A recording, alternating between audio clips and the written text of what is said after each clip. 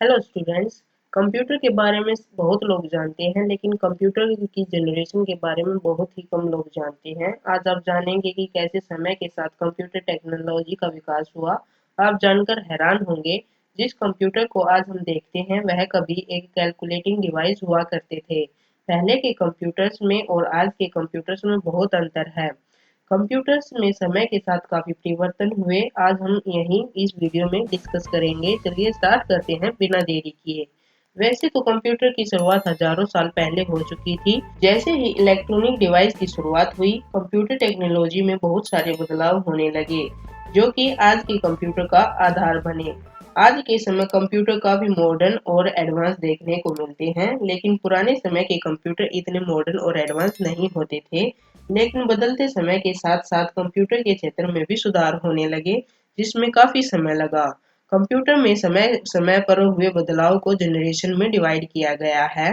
चलिए जानते हैं फर्स्ट जनरेशन के कंप्यूटर कैसे होते थे। फर्स्ट जनरेशन में 1946 से लेकर 1956 तक के कंप्यूटर्स को लिया गया, क्योंकि इनका साइज और टेक्निक सेम थी। एग्जाम्पल के तौर पर लिया जाए तो इलेक्ट्रॉनिक कंप्यूटर जो कि 1946 में अस्तित्व में आया, जिसका नाम ENIAC था। ENIAC का पूरा नाम electronic numerical integrator and calculator था, जिसका आविष्कार JP एकर्ट और JW मोचले ने किया था। इन कंप्यूटर्स में वैक्यूम ट्यूब का इस्तेमाल होता था। इन कंप्यूटर्स में डाटा स्टोर करने के लिए मैग्नेटिक ड्रम का प्रयोग होता था और डाटा सेफ रखने के लिए पंच कार्ड का इस्तेमाल होता था।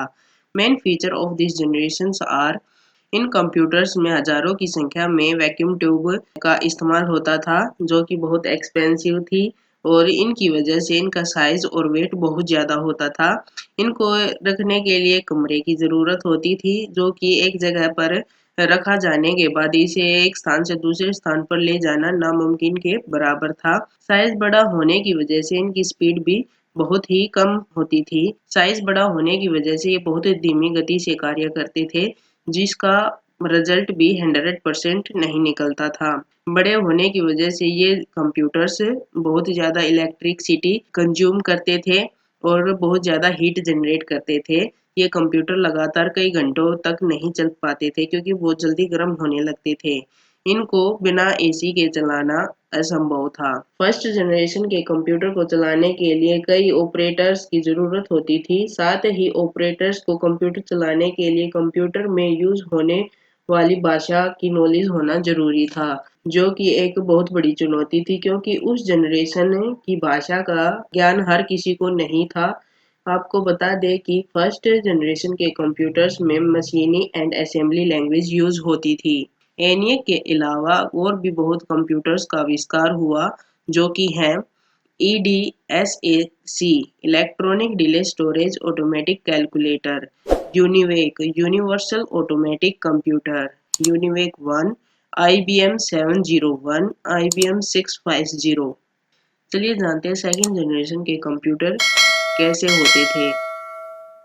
सेकंड जनरेशन के कंप्यूटर्स में 1956 से लेकर 1964 तक के कंप्यूटर्स को लिया गया।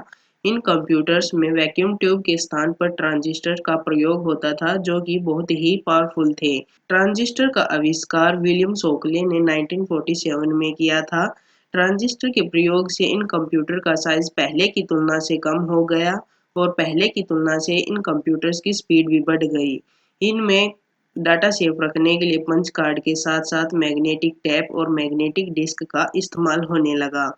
मैग्नेटिक ड्रम के स्थान पर मैग्नेटिक कोर का इस्तेमाल डाटा स्टोर करने के लिए होता था। इन जनरेशन में हाई लेवल लैंग्वेज यूज होने लगी। पहले की तुलना से बिजली की खपत भी कम हुई, लेकिन अब भी ये कंप्यूटर्स ज़्यादा समय तक लगातार काम नहीं कर सकते थे। ये ज़्यादा हीट जनरेट करते थे। इनको अब भी एसी की ज़रूरत पड़ती थी। ये कंप्यूटर विश्वसनीय होने लगे थे। सेकंड जनरेशन के कंप्यूटर्स हैं जैसे कि IBM 1620, IBM 7094, CDC 1640, CDC 3600, UNIVAC 1108। Third generation के कंप्यूटर कैसे होते थे, चलिए जानते हैं। थर्ड जनरेशन के कंप्यूटर की अवधि 1964 से लेकर 1971 तक मानी जाती है। इन कंप्यूटर्स में ट्रांजिस्टर के स्थान पर इंटीग्रेटेड सर्किट का इस्तेमाल होने लगा था। इसमें ट्रांजिस्टर को छोटा करके सिलिकॉन चिप पर रखा गया है। इंटीग्रेटेड सर्किट का आविष्कार जैक किल्बी ने किया था। आईसी के प्रयोग से कंप्यूटर का साइज पहले की तुलना में काफी छोटा हो गया। बिजली की खपत कम हो गई, स्पीड भी बहुत तेज हो गई। इस इन कंप्यूटर्स का रख रखाव भी करना आसान हो गया। ये कंप्यूटर्स पोर्टेबल बन गए। ये कंप्यूटर्स एक छोटे साइज होने की वजह से मोर रिलेबल हो गए, स्पीड बहुत ज़्यादा हो गई। इसमें हाई लेवल लैंग्वेज जैसे फोर्टन, कोबोल, सी, पास्कल आदि अदर्स प्रोग्रामिंग लैंग्वेज यूज होने लगी। इसके अलावा इसमें ऑपरेटिंग सिस्टम इनपुट आउटपुट जैसे magnetic tape, keyboard, monitor, printer आदि यूज होने लगे। थर्ड जनरेशन के कंप्यूटर्स हैं जैसे IBM 360, IBM 370, ICL 2900, Honeywell 6000। Fourth generation के कंप्यूटर्स, इस जनरेशन में 1971 से लेकर 1985 तक के कंप्यूटर को लिया गया। इस जनरेशन में माइक्रो प्रोसेसर यूज होने लगा, जो कि तीसरी जनरेशन से अलग थे। पहले की तुलना से इन कंप्यूटर का साइज कम हो गया और पहले की तुलना से इन कंप्यूटर्स की स्पीड भी बहुत तेज हो गई। साइज छोटा होने की वजह से ये कंप्यूटर्स पोर्टेबल हो गए और इसे अधिक लोग यूज करने लगे अपने दैनिक कार्यों के लिए। इन कंप्यूटर्स में हाई लेवल लैंग्वेज जैसे C, C plus plus, visual basic और दूसरी प्रोग्रामिंग लैंग्वेज यूज होने लगी। इन कंप्यूटर्स में VLSI टेक्निक यूज होती थी, जो कि जिसका पूरा नाम very large scale integrated technique थी। ये पहले की तुलना से और भी सस्ते हो गए, पोर्टेबल हो गए, रिलेबल हो गए। इस जनरेशन में इंटरनेट की अवधारणा पेश की गई। इनपुट आउटपुट और स्टोरेज के उपकरणों में भी वृद्धि हुई। इस जनरेशन में सुपर कंप्यूटर की भी एंट्री हुई।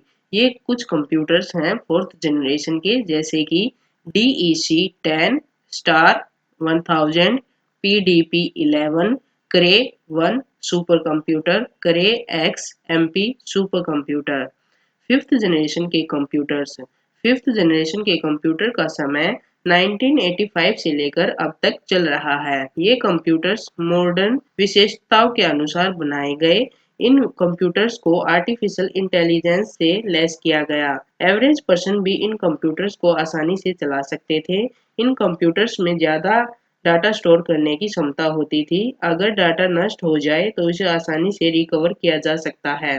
ये कंप्यूटर अनिश्चित काल तक चल सकते हैं क्योंकि ये कभी गर्म नहीं होते। इनमें हाई लेवल लैंग्वेज जैसे C, C plus plus, Java and Python जैसी लैंग्वेज यूज होती थी।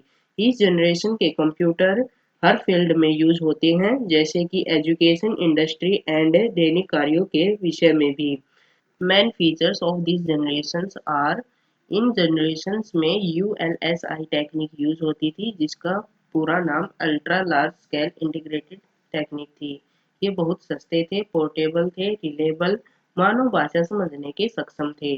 कुछ पॉपुलर एडवांस टेक्निक इंक्लूड थी, जैसे कि artificial intelligence, quantum computation, nano technique, parallel processing etc। कुछ कंप्यूटर्स हैं इस जनरेशन के, जैसे डेस्कटॉप, लैपटॉप, टैबलेट, स्मार्टफोन। उम्मीद है आपको वीडियो अच्छी लगी होगी। यदि वीडियो से जुड़ा कोई सवाल या सुझाव हो तो नीचे कमेंट में हमें बताएं। वीडियो अच्छी लगी हो तो लाइक शेयर करें। ऐसे ही कंप्यूटर से रिलेटेड वीडियो के लिए चैनल को सब्सक्राइब करें। हमसे जुड़े रहने के लिए बेल आइकन प्रेस करें ताकि आपको सभी नोटिफिकेशन मिलते रहें। Thank you.